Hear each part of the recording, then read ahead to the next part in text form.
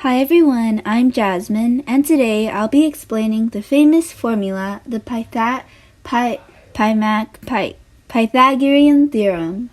So first, let's take a look at what is the Pythagorean Theorem.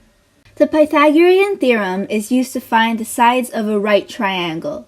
If we already know what two sides are, we can find the third missing sign using Pythagorean Theorem to help us. The formula to do Pythagorean Theorem is a squared plus b squared equals c squared. If you're confused, this just simplifies to a times a plus b times b equals c times c. Now, you might be wondering, why do we need to do a times a or b times b? This is because the theorem is based on area of squares and right angles. In case you do not know what these things are, let me do a quick explanation. An area is the size of a shape. In Pythagorean theorem, we need to find the area of squares. In order to find an area of a square, we use the formula length times width. Let's use the square I have here on the side for an example. The red side is the length, while the blue side is the width. Since this is a square, all sides have the same measurements, and in this case, all sides have the same measurement of 5. To find the area, we need to do length times width. So we do 5 times 5, which equals to 25. Besides from squares, this theorem is also associated with right angles. If you don't know what an angle tells you how slant a line is compared to the other line. A right angle is a special angle that is 90 degrees, meaning the line is completely upright and perpendicular from the other line and not slanted. Both figures I have on the side here create angles, but only the one on the bottom is a right angle as the lines are perpendicular to each other. The Pythagorean theorem only works for right triangles, which is a triangle with a right angle. Now that you know the basics of the Pythagorean theorem, let me get into the history of it. Many people believe that this theory was invented by a Greek mathematician called Pythagoras, as the theorem is called Pythagorean theorem. However, there are many evidences that prove that he was not the first one to discover this theory. In fact, he probably stole this theory and claimed it as his own.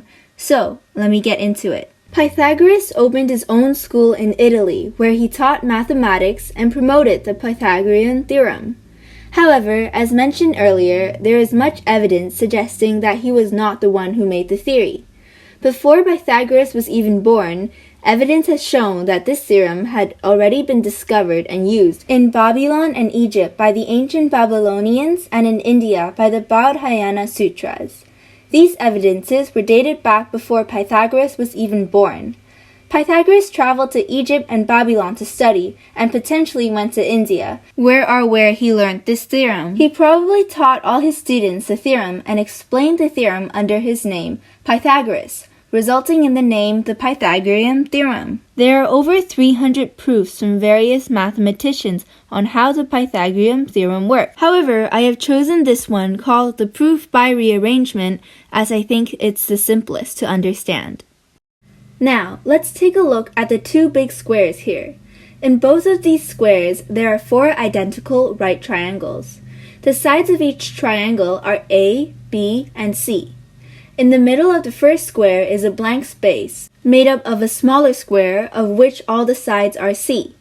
This means that the area of the blank space is C times C, which is C squared. On the other big square, we arrange the triangles into 2 rectangles. Now, we created 2 smaller squares inside the big square, with one of the squares having all the sides measured A and the other square having all the sides measured B. Since the size of the triangle in the second diagram is the same as the first diagram, this means the area of the blank space should remain the same as well, which is C squared. This proves that A squared plus B squared equals C squared. Here's an animation to help you understand this process better. When this theorem was first discovered in Egypt and India, it was first used by people who built houses and buildings.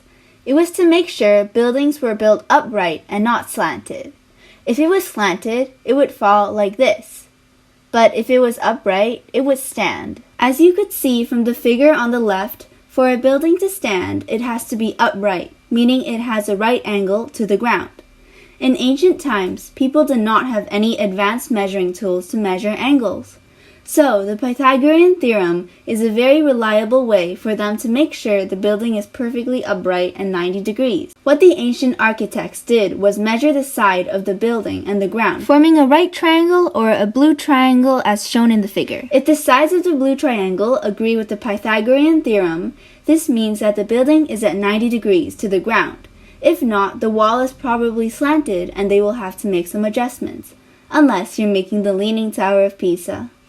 Pythagorean theorem is widely used in real life during construction like building bridges, communication like sending data to and from the satellites, and surveying like creating maps. People use the Pythagorean theorem in similar ways as in the past like building buildings, but also in different ways as we use it in more advanced situations as well now, such as sending data to satellites. So basically, the Pythagorean theorem nowadays can be used with more advanced technology and measuring tools instead of manually measuring like in the past. I hope you enjoyed this video and learned more about the Pythagorean theorem. Thanks for watching. Bye!